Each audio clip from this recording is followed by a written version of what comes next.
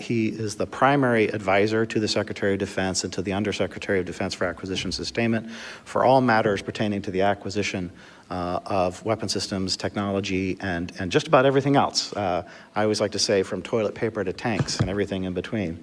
And prior to his current position, Kevin was a senior leader in the United States Army, civilian leader in the acquisition space. I had the privilege to work with him reasonably closely at various points in time when he led the acquisition of networking technology for the Army, but also even more significantly, the acquisition of combat vehicles and MRAPs. And he was a key cog in making that tremendously valuable and important effort to protect U.S. forces engaged in combat operations work. And so without any further ado, please let me call Minister Wong to the podium to deliver his remarks.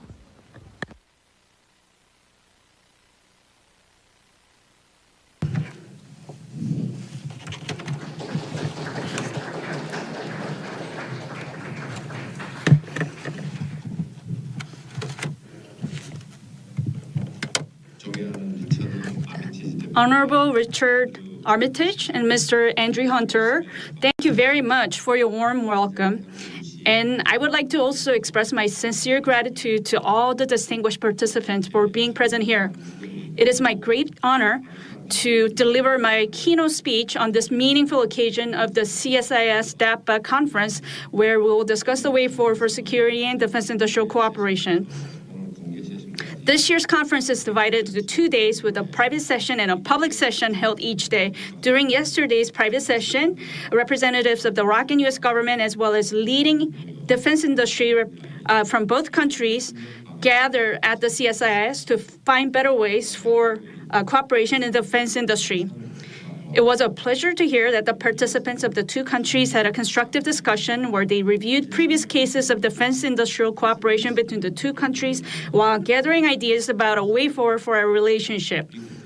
The ROC-U.S. alliance, which was forged in blood during the Korean War, has continued to mature under the principle of reciprocity.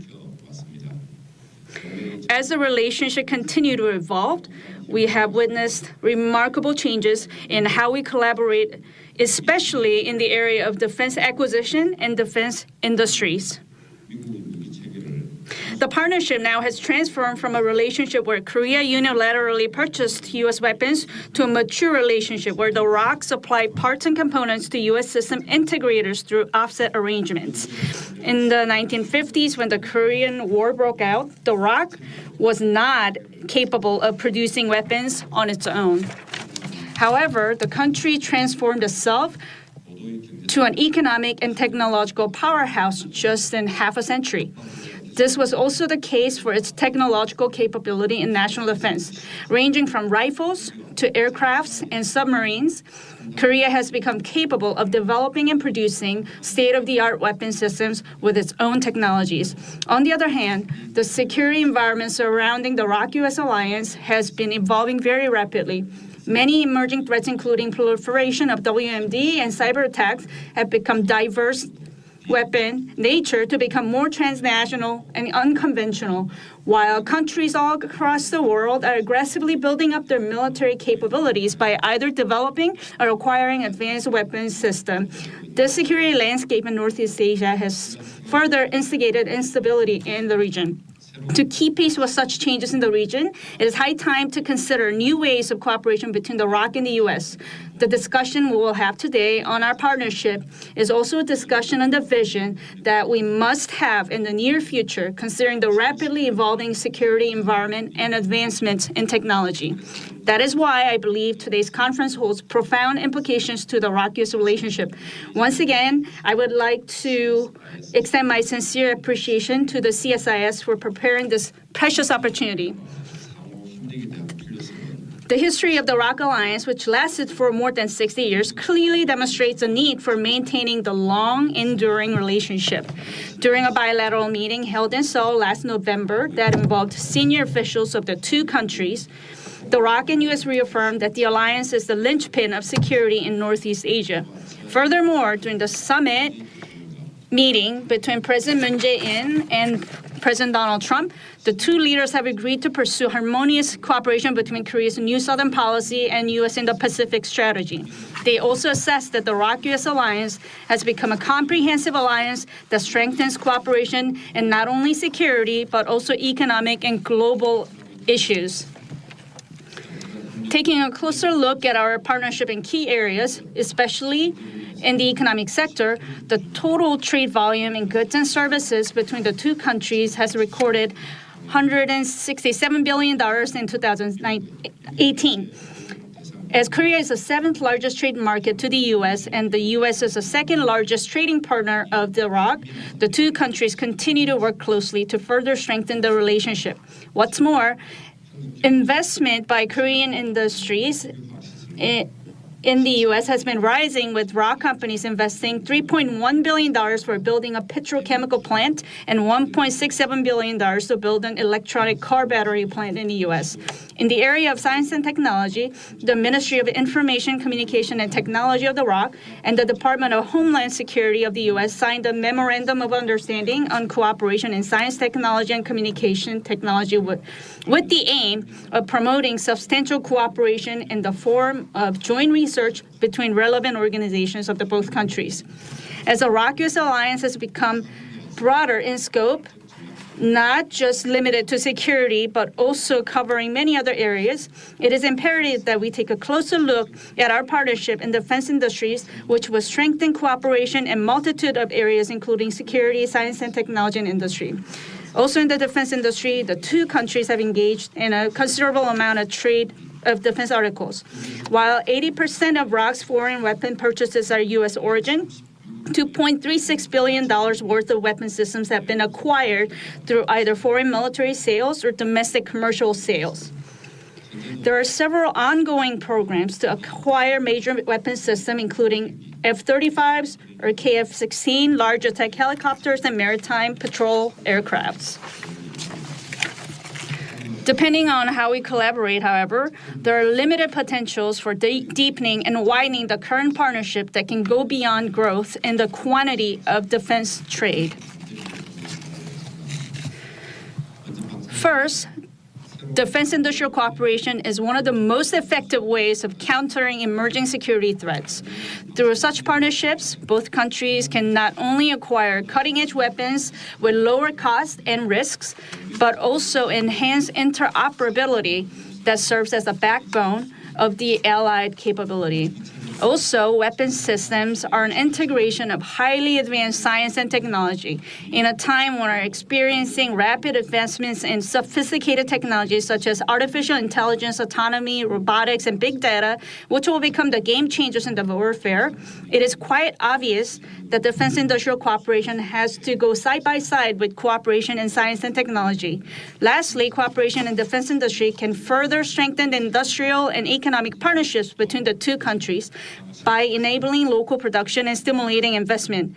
As we work together in defense industry, such cooperation could become a highly effective strategy that transforms the alliance into a comprehensive relationship encompassing areas of security, science, and technology to economy and industry. To take advantage of defense industrial cooperation as a means for facilitating cooperation in a multitude of areas, it is critical we transform how we cooperate in defense industries. That is why DAPA and the CSIS decided to have discussions on third-generation partnership on defense industrial cooperation, the next stage of our cooperation for this year's conference. ROK-U.S. third-generation partnership is a concept envisioned by Dr. Henry in October of 2018. This new idea of cooperation involves an extended partnership where our two industrial bases and companies partner in a wide range of things, from joint research and development and joint production to joint sales and joint marketing. I believe this is a concept that contains Dr. Henry's deep insight about the environment and changes surrounding the two countries, as I recognize that Dr. Henry has a profound understanding of Korea and the ROK-U.S. alliance. I also believe that the cooperation should grow further in a way that supports this new concept. Defense industrial engagements between Korea and U.S. started with a Generation 1 partnership, which was a simple process of Korea buying U.S. weapons system. It was followed by Generation 2, which was more of FMS purchases with parts and components supplied by Korean industries to U.S. prime contractors under offset arrangements. There were a few cooperative R&D efforts that were mostly driven by government research institutes. One good example could be the joint research effort to develop technologies required for developing 2.75-inch rockets, also known as K-Logger, in the 2000s. Also in this year, the ROC and U.S. agreed to begin working on joint research projects for core technologies in the areas of ground, wireless, laser, and communication network technologies through a bilateral meeting called the ROC-U.S. Technological Cooperation Subcommittee, also known as TCSC. Although there have been very few joint programs for developing a full-fledged program, the ROC and U.S. did successfully develop T-50 advanced trainer aircraft through the partnership driven by technology transfer. Despite failure to win the contract for the advanced trainer program, T-50 has been exported to a number of third countries. Among all these cooperative efforts, some of them partially fulfilled the requirements of the third generation partnership, which are joint R&D, joint production, and joint sales. It was, however, unfortunate that most of the joint programs never reached the level of systems development and were not performed at an equal footing, which shows that there is much more room for improvement in terms of how we cooperate. It is my belief that the topics we discussed throughout the 2 days of the conference will form the basis of the third generation partnership in defense industry while being a good first step for further strengthening our relationship. The ROK government's current security policy prioritizes acquiring advanced weapon systems on the one hand and securing weapons development capability on the other. Under the aim of building smart and strong armed forces based on its state-of-the-art technologies, the ROK continues to aggressively push forward with policies to promote defense, science, and technology development. This is well represented by the government's budget as it authorized a record amount of national defense budget amounting to $42 billion for 2020. Around $34.5 billion was invested in force improvement program, which is spent on acquiring advanced capabilities and nurturing defense industrial base, while $14 billion is to be allocated for next year. According to ROK's 2020 to 2024 midterm defense plan released in August this year, the government will authorize force improvement budget amounting to $87.2 billion for next 5 years, while R&D costs accounted for 7% of total national defense budget in 2019. ROK plans to further expand its investment in advanced weapon systems to 10% of the defense budget by 2033 as prescribed in the 2019 to 2033 Defense Science and Technology Promotion Policy. Instead of simple quantitative growth in investment, ROK has been pursuing to develop cutting-edge technologies and weapon systems as it continues to work to draw a roadmap that focuses on 8 strategic technology areas, including autonomy, AI-based surveillance and reconnaissance, hyper-connected intelligent command and control. With the government's strong willingness and commitment to making considerable investment in such areas, we expect to see more opportunities for cooperation that will bring synergy to partnership between ROK and U.S. industries. Furthermore, the efforts to harmonize respective R&D, acquisition, and industrial policies should be the key to the success of our third-generation partnership efforts. The ROK and U.S. should closely coordinate to minimize any inefficiency that may arise throughout the process of joint development. It is true that Korea has maintained a protectionist policy to support the growth of domestic industries while remaining to be a closed market that is mainly driven by requirements of its own armed forces. It also lacked institutional approaches to support cooperative R&D programs with international partners. And in the perspective of the United States, the most important factors when reviewing potential partners who share advanced technologies and cost burden would be confidence in the partner nation's technological capability and ability to safeguard critical technologies. To overcome these institutional and environmental obstacles or gaps, the ROK is headed towards bringing overarching reforms to Korea's acquisition process that would open up possibility of engaging in international cooperation even from the stage of preliminary research of an acquisition program. It is also working to create an open environment that is favorable to R&D programs and defense industry by making full use of guidelines that support cooperative R&D efforts. The ROK government also placed top priority on defense technology security, which is directly connected to mutual trust and benefit of the alliance, to modernize our policies in safeguarding critical technologies.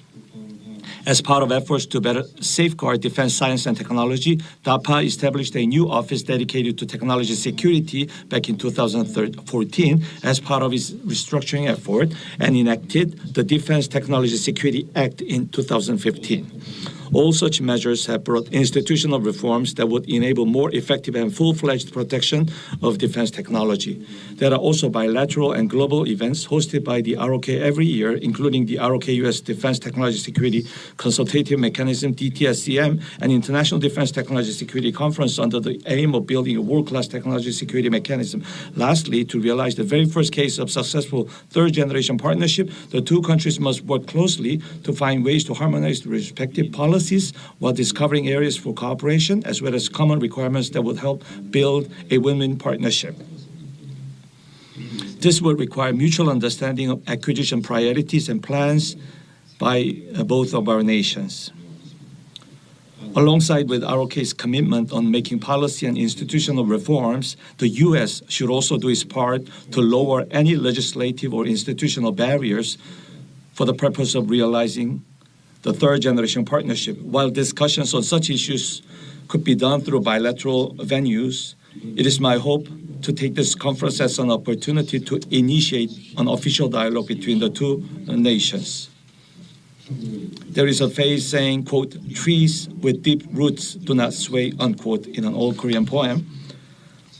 While the two countries have been experiencing major developments in recent months, some have expressed their concerns over their relationship. I think, however, that the ROK-US alliance is like a tree with deep roots. The alliance, which is deeply rooted in the mutual trust, will not sway regardless of any surrounding circumstances. And the two countries will soon be able to produce abundant leaves and fruits based on those firm roots. I'm confident that defense industrial partnership that we have discussed today and yesterday would become the driving force for growing much stronger roots of the alliance. When the two countries engage in defense industrial partnership based on their competitive advantages in technology, the alliance would allow us to maintain an absolute advantage over adversaries while improving readiness and preparedness of the alliance. And I have no doubt that the partnership will contribute to building peace not only in the Korean Peninsula, but also in Northeast Asia. Thank you so much for your attention.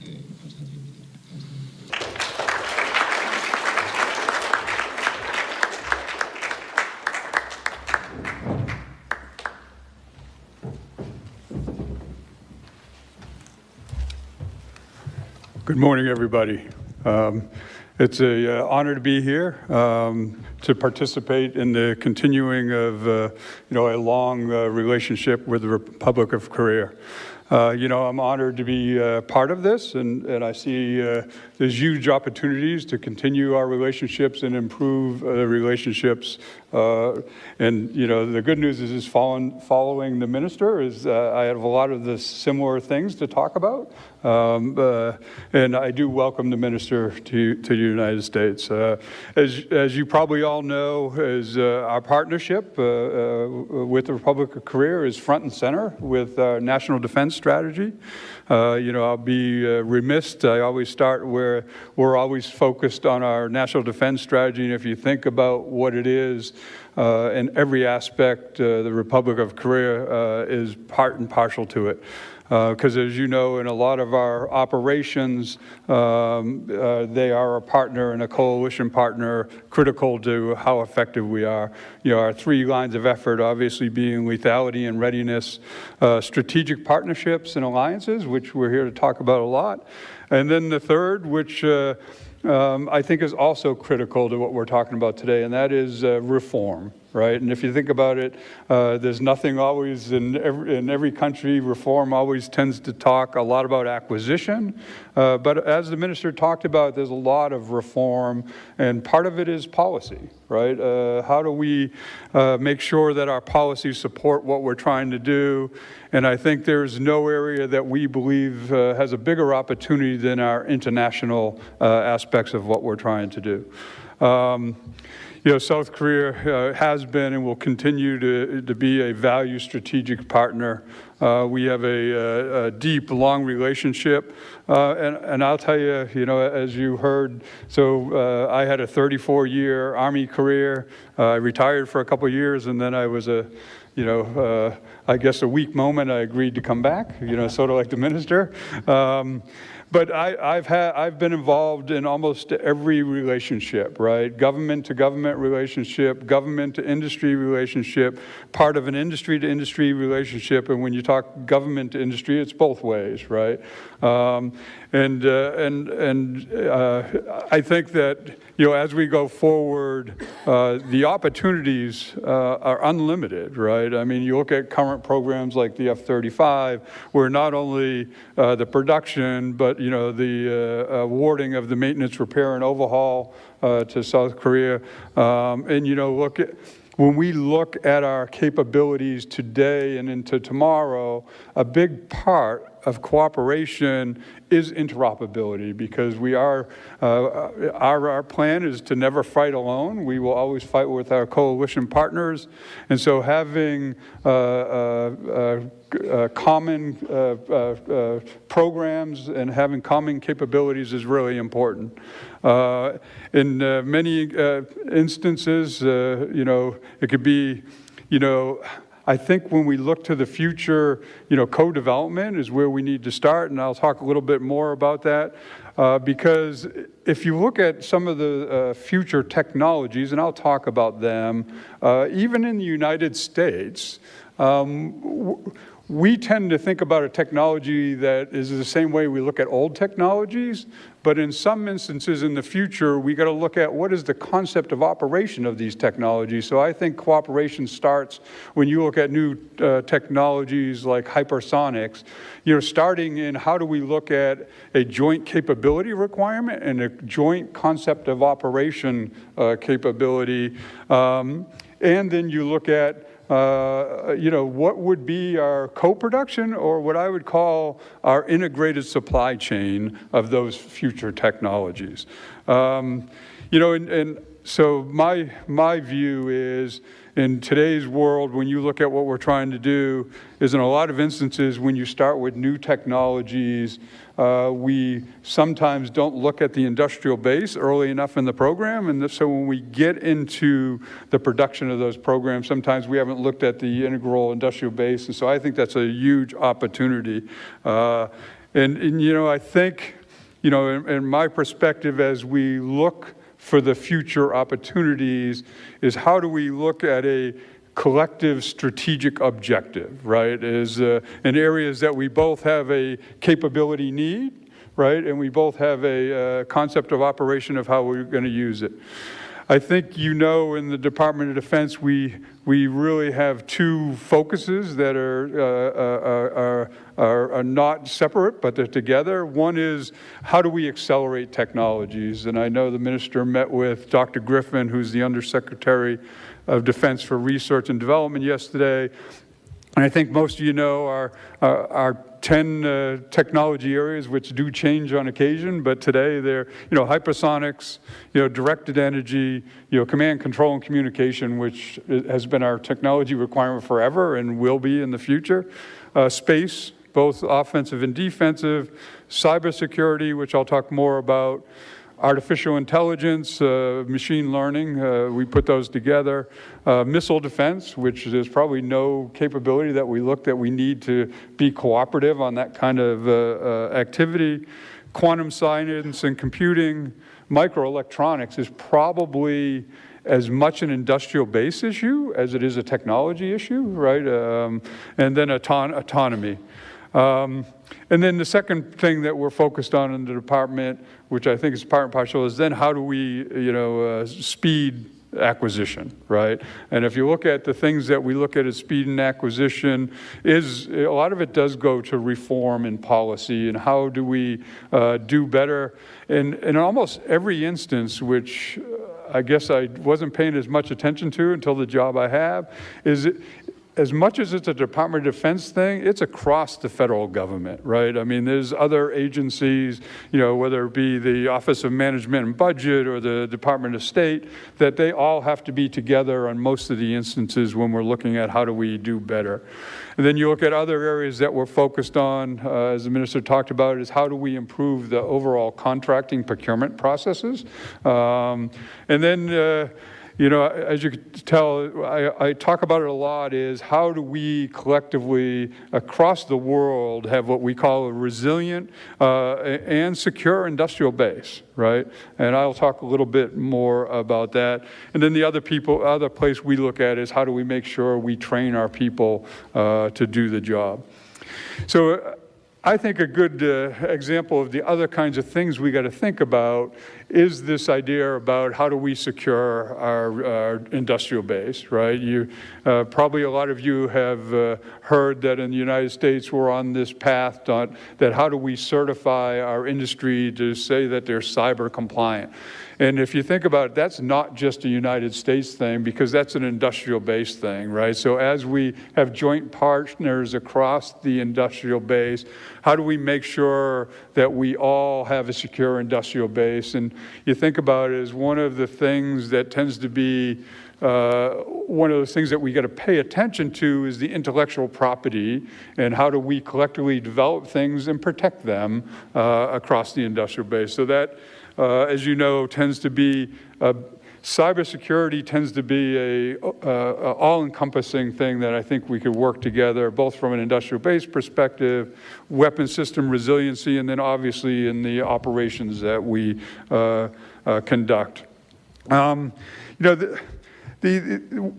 I believe, if you think about it, I've been around, as I told you, a long time, is I don't think we've ever been more focused on how do we do better in international opportunities, right? And that when you have a strong partner like we do in the Republic of Korea, it makes it a huge opportunity. It's still not easy, but it's easier than it had been as far as how do we work with the policy people in the different federal agencies.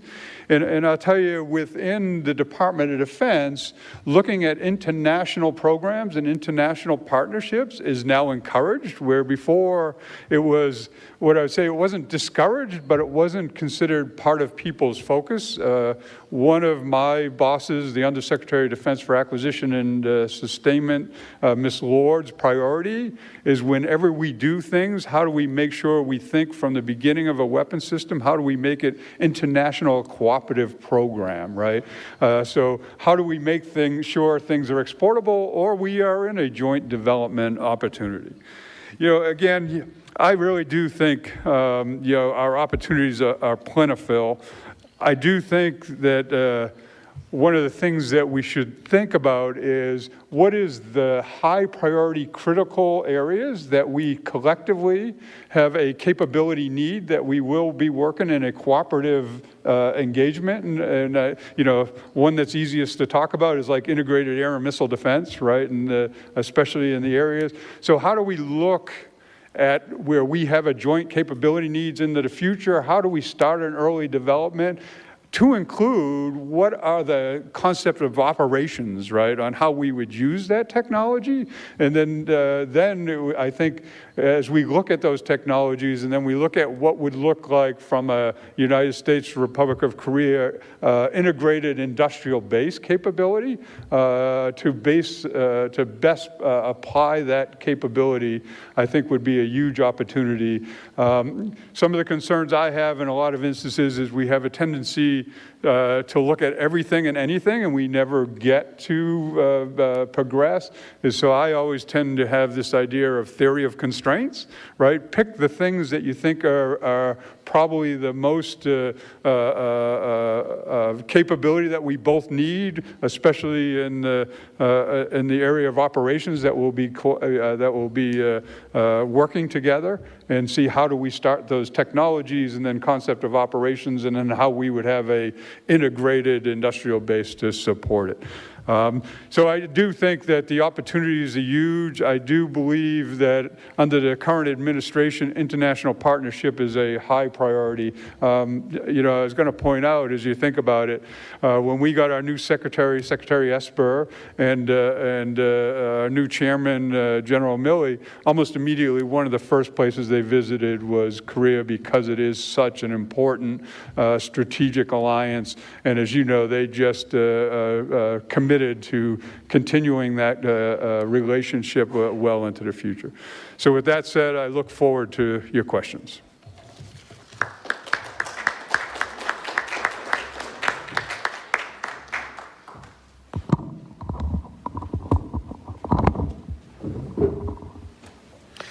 Well, thank you, gentlemen, both of you, for those remarks. Very interesting stuff. And I look forward to having the opportunity to give you a couple of questions, about 3 questions, before we turn to our audience. I think it's really quite interesting. We've had the privilege to host conferences here at CSIS in cooperation with DAPA for a number of years now. And I think this may be the point at which the conversation about defense industrial cooperation is maybe the most advantageous one that we could be having right now. As is mentioned, you know, there's a lot going on in the world. Korea has been, the Korean Peninsula has been a focal point of security thinking for an intense attention for a number of years, and that's been true now for a while, but it really seems like maybe the biggest opportunity for deepening the relationship right now may be in the defense industrial cooperation area. It's a huge priority, Kevin, as you mentioned, for the administration to expand U.S. industrial cooperation around the world. And I think there's huge opportunities with the maturing of Korean defense industry, their emergence as a major player in the global defense market, for there to be a lot of progress in this area. So my first question kind of follows up, Kevin, on a point you hit towards the end of your remarks, and that the minister also hit about identifying the key areas that look most ready for deepening bilateral cooperation. I think missile defense was mentioned potentially as one. And I know in previous sessions that we've had, there's been a focus between the two countries on autonomy and autonomous systems as an area of opportunity. During some of the discussions yesterday, there was also mentioned the attractiveness of the Koreans' advanced capabilities and display technologies and all the applications that might have. But I would start by asking the two of you for your thoughts on what you see as really ripe opportunities for deepening cooperation. And Minister, if you would like to start.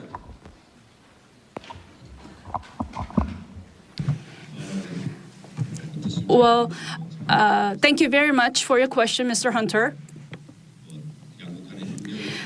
Regarding bilateral cooperation, there will be many areas, and we can think of many modes of cooperation. But yesterday, I visited Pentagon and met with Assistant Secretary Dr. Crippen for R&D, and we talked about science and technology and its role in our country's defense industry. And we struck a lot of chords when we talked about these issues. Given our current technological advantage, there are some urgent matters that we should pay attention, but the entire world is facing this thing, fourth industrial revolution, which is evolving very fast. So this fourth industrial revolution related technologies is sort of like winner takes all type of technology. So whoever advances fast will take the entire share. So we need to cooperate in these rapidly evolving areas, and it'll be more meaningful for our cooperation. Dr. Griffin mentioned to me several things. First was microelectronics area. This is not just related to the defense areas, but it can also expand into private industry. And Korea also is paying a lot of attention to this microelectronics. And Dr. Griffin was well aware of Korea's potential in this area. The second one is supersonic. As you all know,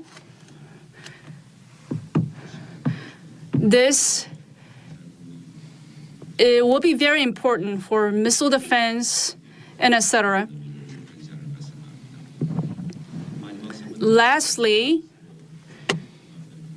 we agree that miniature satellites as a group format, that'll be a very important thing. But this is a high interest amongst DAPA, and we are looking at many vendors with high technologies. This is not so much known to the world, but we are currently having the fourth projects in Middle East regarding this miniature satellite.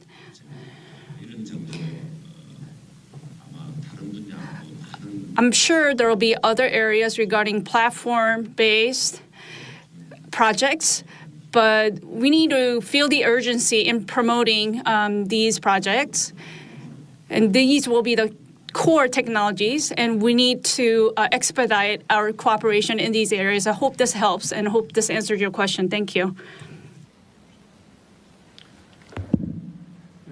Yes, just to add, I wrote down some items, and some of them are exactly as the minister talked about. Is probably first and foremost, microelectronics is something that is today, right? And so it's a technology of how do we do it in the future, but it's a today's problem. So I think that's a huge opportunity.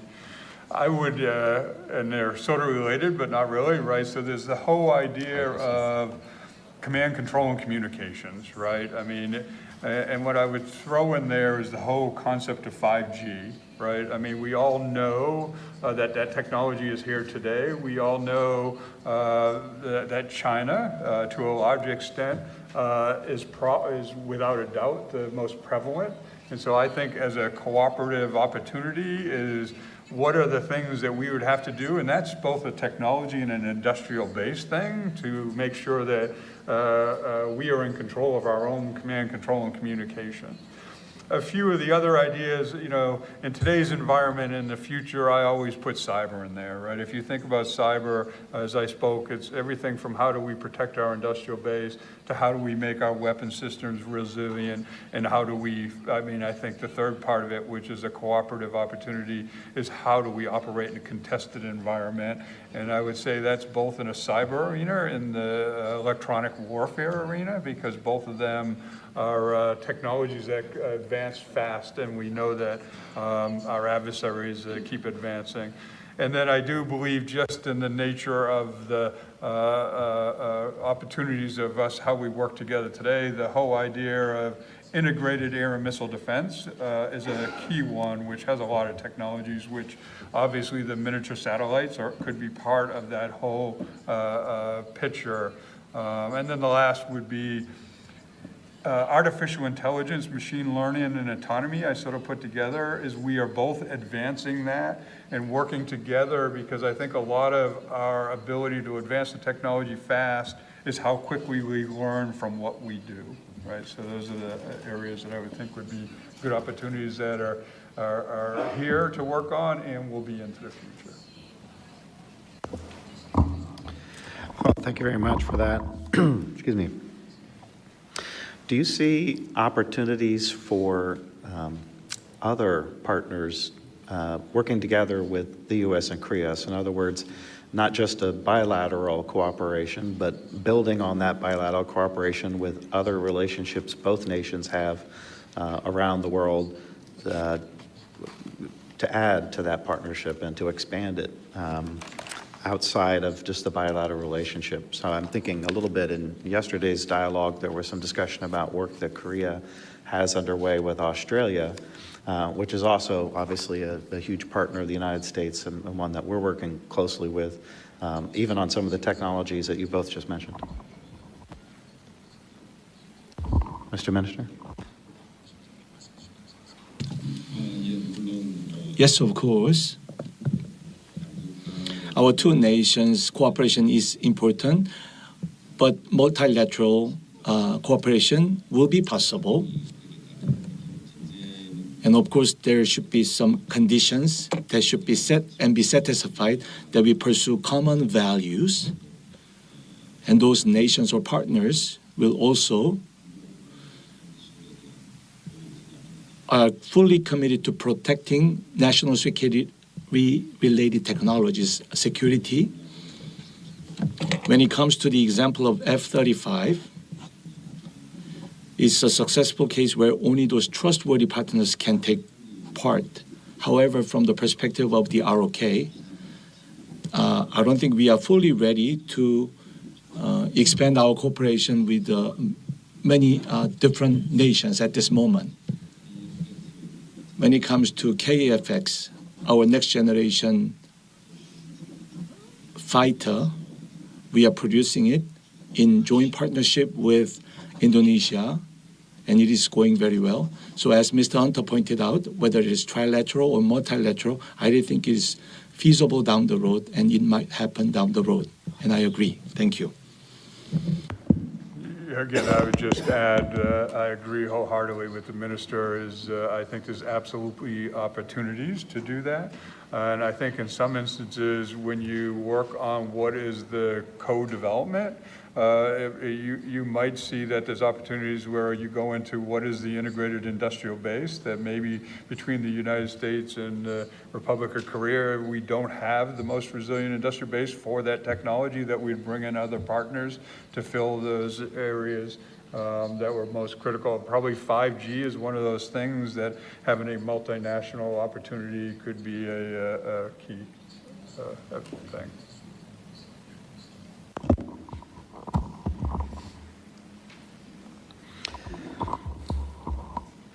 Minister, you brought up the cooperation or the work that Korea is doing with Indonesia. And one of the, I'd say, full realizations of the vision of a next generation partnership is the idea that the U.S. ROK partnership isn't just a matter of us selling to each other, but is a matter of being partners in the global defense market. And do you see other opportunities? Indonesia is a good example, I think, because that next generation fighter, I think, sort of grew out of the T-50, which was a partnership between the U.S. and Korea. Do you see other opportunities, either in the technology space, other products or technologies that the U.S. and the ROK could partner on in third country markets, or just other countries that you see as natural partners that fit with both the U.S. and Korea in our industrial bases?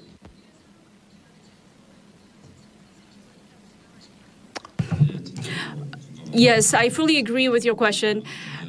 What we're discussing today, which is third generation defense industrial cooperation, was brought up by Dr. Henry last fall. And when I heard that, I just fully agreed with it, and I started, even though small, I just started right away. so far we've been saying that the second generation defense industrial cooperation, but for T50, we incorporated some of the U.S. technologies, and we are advancing into the third countries with this product. Of course, U.S. and ROC relation and cooperation may materialize and more efficiently in other countries. And I think it is always possible for us to go into or advance into third country with our cooperation. Thank you. You know, I agree, you know, and you think about it, and sometimes the complexities of coming up with a joint development and production program, in a lot of instances, it's the timing of need, right? If you think about it, even within the United States, across services, you know, sometimes the Army wants something before the Marine Corps, even though it's the same capability. So that's where, when I talked about picking the few where we both know that we have a capability need now and into the future, and then how do we do the concept of operations together, and then sort of build the development program, and then figure out the integrated industrial base. The challenge on that is the timing of both of us needing the capability at the same time, right? And that's part of the complexity of it. I'd like to turn now to our audience for questions. We've got a good group today. If you have a question, please raise your hand. We'll bring a microphone around. Tell us who you are and ask a brief question. We'll start here in the front.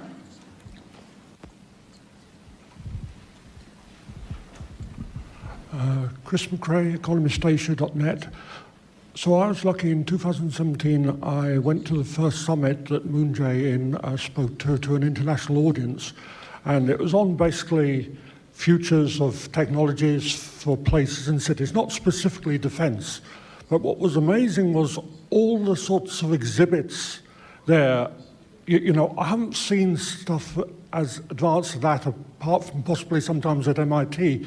So I was wondering if the Koreans could maybe sort of square the circle. How do we link what citizens and defense can do? I mean, one thing which stood out absolutely amazingly is the ability to build technology suburbs for up to 500,000 people in 2 or 3 years, but to be a sort of complete 5G, IR4 space.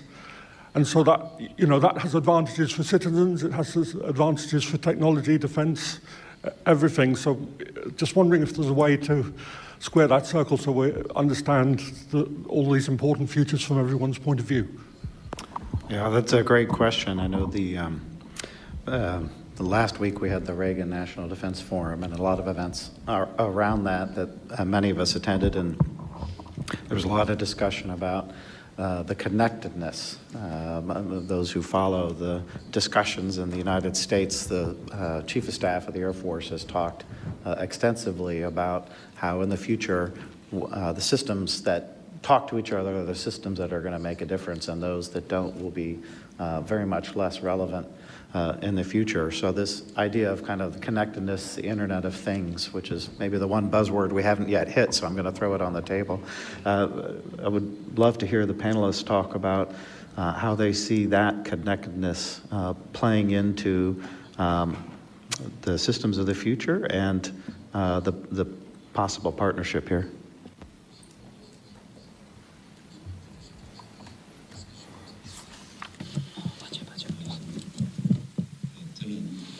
As for me, I work at DAPA, and I am here as a representative of this Korean agency. And I may sound not very broad visioned, but I think this kind of question can be better answered by a person who has a broad overview, but as a government official. Allow me to share my personal view. Of course, I believe the future direction of society should be geared towards moving forward for the welfare of humankind. Of course, defense is important, but effectiveness and welfare and efficiency are all important. So integration should be pursued in consideration of all that. And we put it as ubiquitous city. in Korean terminology, and all local autonomies will build a small or medium-scale cities that have AI system fully built in. And I think it can even fully blossom into larger scale down the road. So when it comes to the general idea, I fully agree with you. Thank you.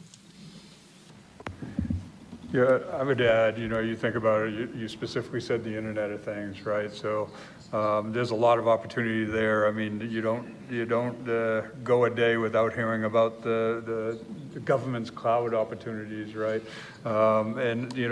So what you see then in a lot of instances, the commercial technology is available, and then we got to figure out how do we apply it for our need. Clouds being a great example.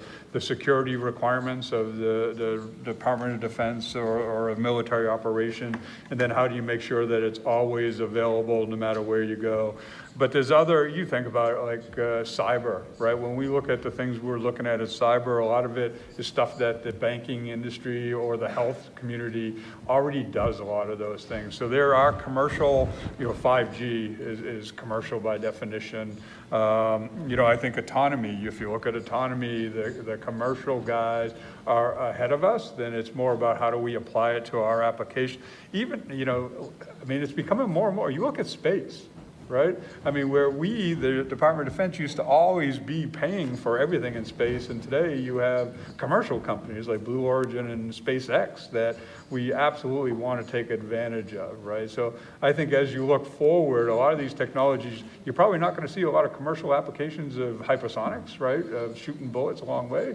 But obviously space is a perfect area where you see commercial in a big area that will help us.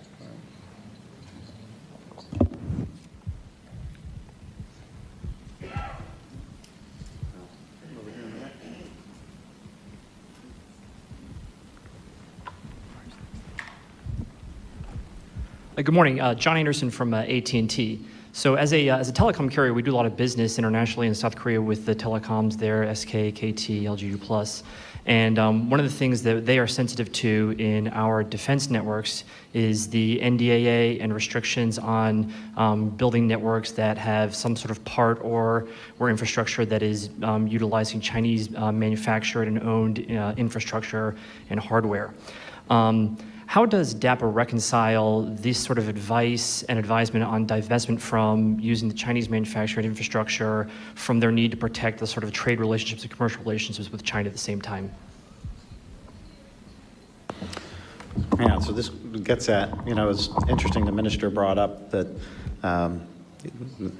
the rules for a U.S. acquisition system in some cases aren't always the same as the rules that the Korean industry plays by. And so we have, in the last couple of years, adopted as statute and U.S. policy that certain specifically identified Chinese companies' telecommunications equipment are allowed to be part of a U.S. network, and certainly very much so if it's a defense-related network. So I guess the question then, Minister, for you would be to what extent does the DAPA focus on the presence of Chinese technology in your networks, and what are the rules around that? And is there a possibility of having a common approach to the U.S. and Korea there?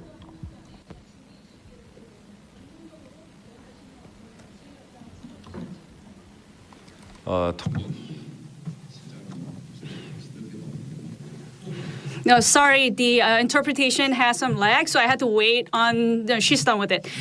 So as far as the Chinese goes, I cannot just pick on China, but whoever that country is, the security directly related to that country and their national security and the platforms related to that are very important, and they all want to have domestic components for that. If they cannot have 100% of domestic components, then they need to find some other country who can be interoperable with it, such as U.S. or something. So they need to have this interoperability to cooperate in this area. So for Korean weapon system, I don't think there'll be any other country that much except for the U.S. It's mostly U.S. So that should answer your question. Thank you. Kevin, do you want to talk about? All I'll say is I got to follow the law. Right? So the law on that has made it pretty easy for the United States, and what do we do, right? Well, easy on what to do, but is it easy to do it?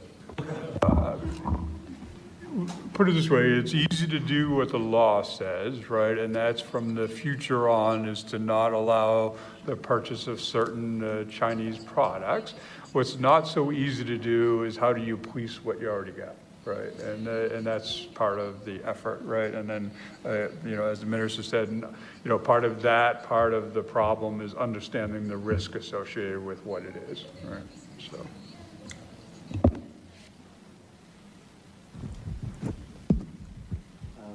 Gentleman closer to you. Good morning. I'm Hunter Shin, a male business newspaper in Korea. First of all, thank you for having this kind of meaningful conference today. I have a quick question to Assistant Secretary Fahey. Recently, the U.S. is calling on South Korea to significantly increase its defense cost. So if South Korea increases its share, do you plan to do something to improve its military defense capabilities? For example, the missile range limit could be increased further from 800 kilometers, or the nuclear agreement could be revised to so that South Korea has a nuclear power submarine like that. How do you think about it? Thank you. That's an easy question.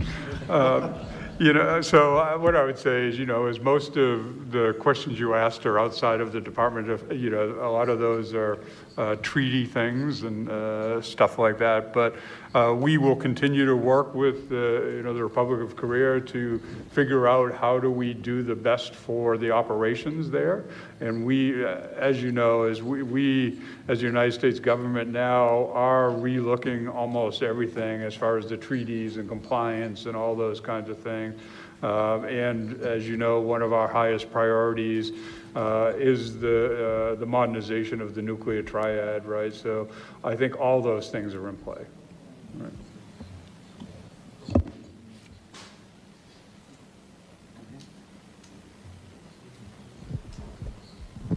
Hi, George Root, Juliet Marine Systems. One of the things I don't think we've talked much about today is the maritime environment. Certainly Korea is a maritime country, and with a lot of maritime threats, even more, you might think, given the proximity of some of our joint enemies to South Korea. I'm wondering, is there areas where we could coordinate our development activities, particularly within the CONOPS that the Undersecretary has referred to earlier?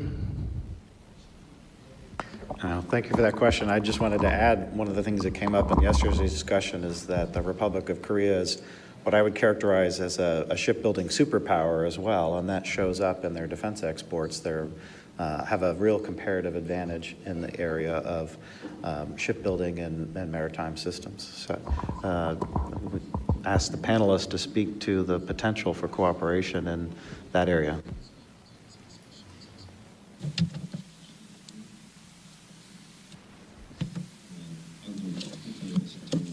As Mr. Hunter pointed out, Korea, when it comes to the shipbuilding industry, we stand at top in terms of its capabilities.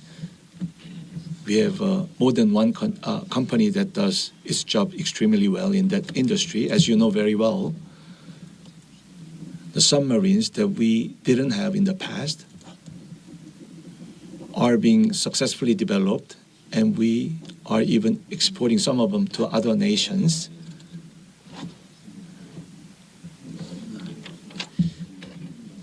So if your question is confined to the shipbuilding partnership opportunities between our two nations, I think there will be a golden opportunity. It will be almost a boon for us to tap into. if we can utilize that to further enhance our weapon system, I think it will be a great opportunity. We'll wholeheartedly welcome that kind of opportunity. Thank you. I think that in the maritime, there's huge opportunities, not only from a shipbuilding perspective, but if you think about it, everything that goes on the ship, right? Whether it be the missiles, the radars, you name it, right? I mean, I think there's a huge opportunity. When you look at shipbuilding, building the ship is a piece of it. Integrating all the components on it is a bigger piece, if not a bigger piece. And I think so. I think the opportunities would be huge on the maritime area.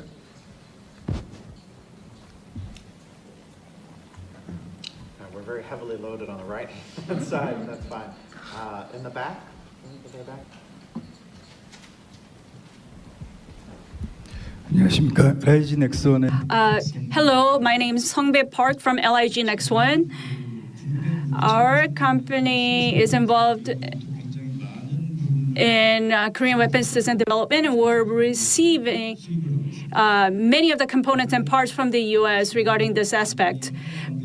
And we have a very good and solid relationship with the U.S., but regarding export license, it takes a long time and causes a lot of hardship. So to strengthen cooperation between the two countries, I wonder whether there's any way to improve on this export licensing and time it takes. Thank you. Initiative of the administration starting from the earliest days and initiated directly by the president to expand exports of U.S. defense-related products and to streamline processes for that. I know that, Kevin's not really your day-to-day job, but I know you've at least seen that happening, and give some thoughts on it.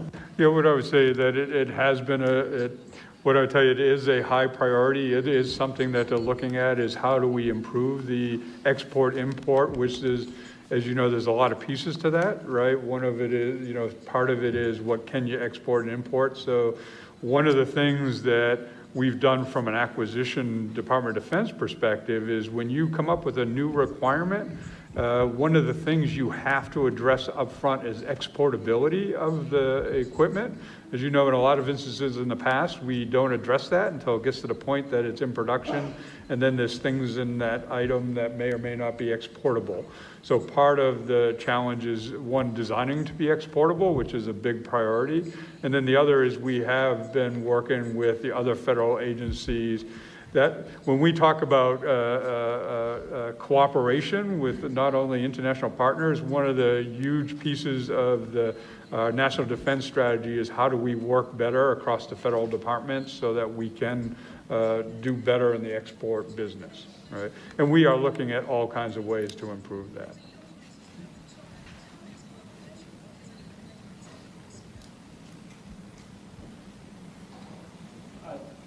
Hold on, they'll get the mic to you.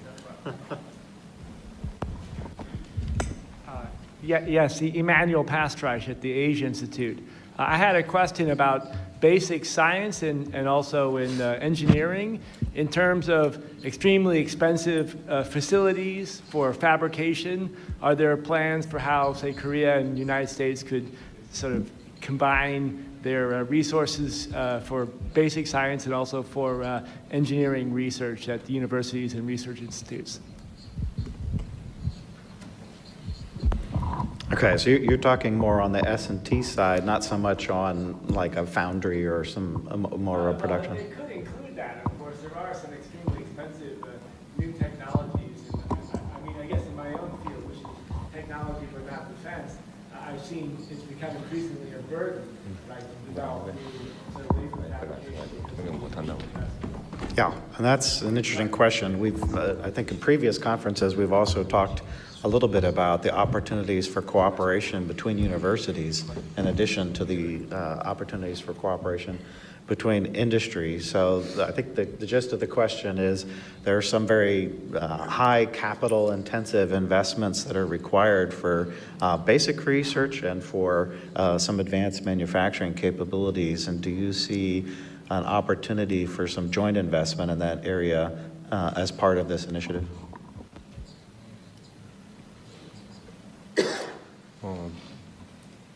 질문의 요지가 제가 정확하게 이해를 하고 If I understood your question correctly, of course, G2G joint research.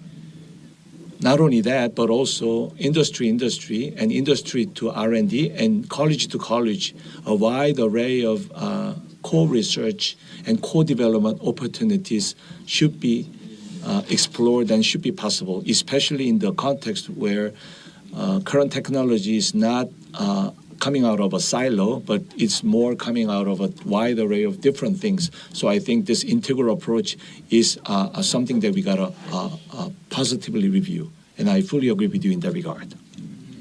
To add, right? So that was sort of some of the things I was talking about earlier. When you look at something like hypersonics, right, is we, the United States government, don't have a good industrial base. So if you looked at something like that as being a cooperative development program, part of what my vision would be is we'd also look at what is the industrial base infrastructure in both countries to make it, viable. I think there's quite a few examples of that, right? Is when you start building it up, what are the capabilities across the countries and where would you invest to come up with an integrated supply chain, right? And, just to further, that we do have quite a large cooperation with the Republic of Korea from not only industry to industry and college to college. Within the Department of Defense, there's all kinds of exchange programs that we have where they work in our labs and we work in their labs.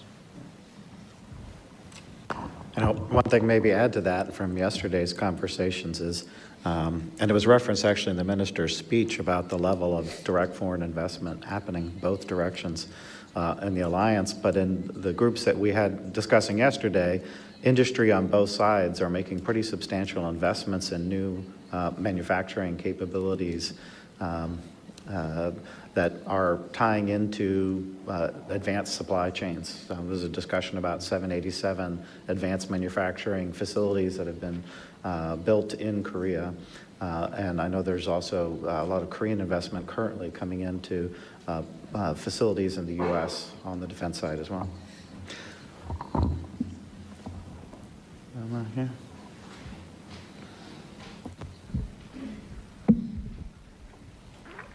Good morning, Michael Choi Kim. I helped negotiate the U.S.-Korea FTA, and one also been part of the implementation. Excuse me. So one of the things I'm wondering about is what is the role of the FTA? I realize that defense articles is not part of it, but I have been on one of the U.S.-Korea FTA committees where we were helping one of our U.S. companies who was exporting military technology to Korea and involved classified technologies. Nevertheless, the Korea Customs Service was asking for this information. I think there's some kind of disconnect, and I'm wondering what is like the Korea interagency doing in terms of resolving these types of issues that are holding U.S. exports. Thank you.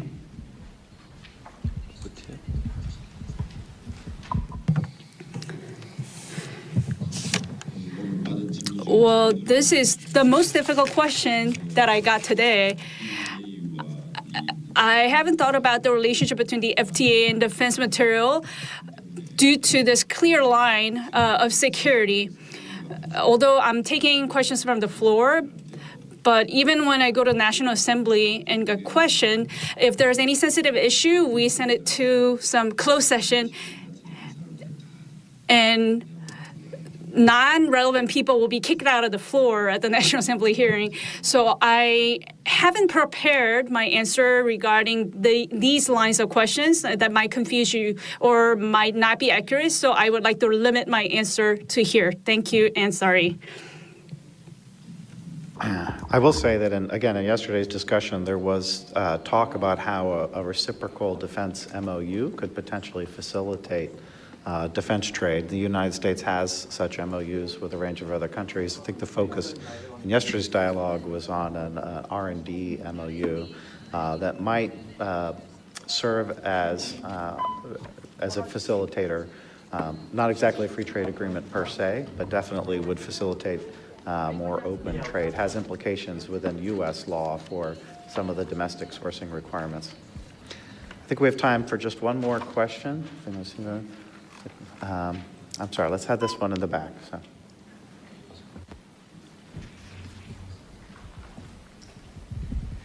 네, 안녕하십니까.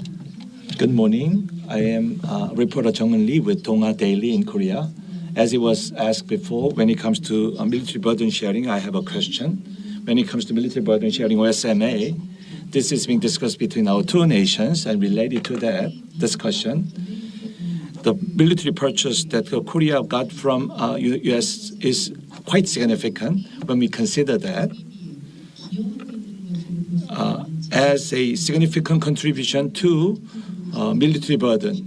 And I would like to hear from Mr. Secretary, what's your personal view? And as the negotiation goes ahead, if an increased purchase of military articles or more burden. So as it pointed out, and I know it's been a highlight of some of our previous conferences, that there's been substantial purchases of U.S. equipment by Korea, and that sets up obviously long-term partnerships, not only in development, production, but also in sustainment, and we see that in the data as well. So Kevin, if you could talk a little bit about what you see as the future prospect for Korean purchase of U.S. equipment and how you view that. You know, so the way I would look at it, right, so obviously as we develop our systems, most of our stuff would be available for purchase, but I think your idea is more of how would it be reciprocal, right? And that's where I believe is the best thing to do is when you have a early on program that identifies, hey, here, it tends to be, in my opinion, a timing of need, right? And when both countries need things at the same time and the state of development is what it is, then it's easier to come to an agreement that would be, you know, what could be considered an offset, right? And then that's where you could come to agreement of how to both countries' industrial bases capitalize on that cooperative agreement. Right, because and everyone's different, as we talked about earlier. Is sometimes it's a department, a nation-to-nation thing, and that's where we tend to be able to sort of at least mold the agreement. In some instances, it's industry to industry, where the industries decide on how they could best work together, and then in a whole lot of instances, it's government to industry in both directions. As you know, as our industry either sells it as a direct sale or a foreign military sale. So that's why I think that there's so many different opportunities. What would determine what would be the offset is how was the opportunity originally constructed and when was it constructed? I think in many instances, the earlier you have the agreement, the better it is to have the right agreement across the board from an industry perspective and a department perspective. Well, thank you very much for that answer, and I really appreciate both of you giving us so much time and answering so many questions, many more actually than I anticipated we would get in, so I very much appreciate your willingness to do that. I'm really struck as we've heard this discussion about the kind of mutual spirit of goodwill and cooperation that we had at the table, and that was true also in our discussions yesterday. Tremendous opportunities, I think, in this deeper new generation partnership. So thank you for highlighting that and giving us that leadership perspective. And I want to thank everyone for coming today. And please join me in appreciation of our panelists with your applause.